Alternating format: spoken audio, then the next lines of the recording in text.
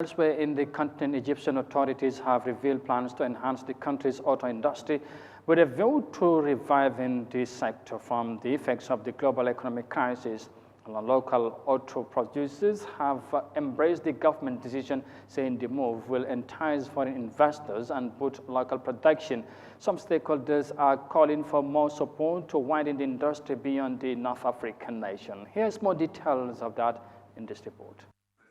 Egyptian Prime Minister Mustafa Madbouli has presided over a major agreement to establish a specialized industrial zone for the auto industry overlooking the Suez Canal area. In the first phase, the zone will have the capacity to manufacture 75,000 vehicles annually, in addition to spare parts, accessories, and feeder plants. It's a culmination of the strategy for localizing the auto industry that was recently unveiled by the cabinet. The automobile market has been suffering from the effects of the recent global instabilities and component shortages that have nearly paralyzed production and supply of vehicles. Officials in Egypt want to reduce dependence on imports.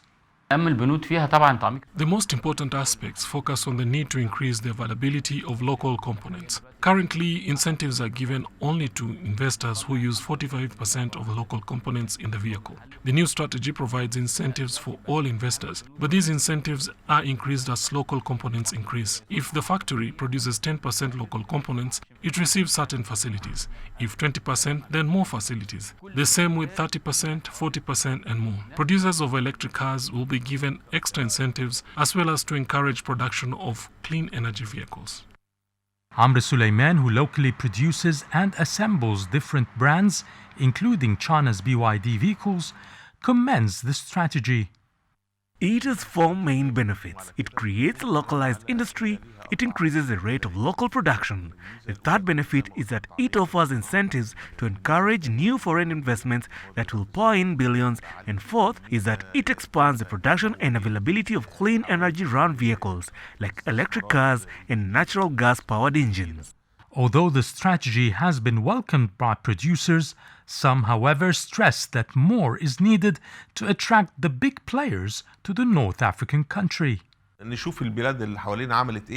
We have to see what neighboring countries did to attract investments and now produce 500,000 cars and more.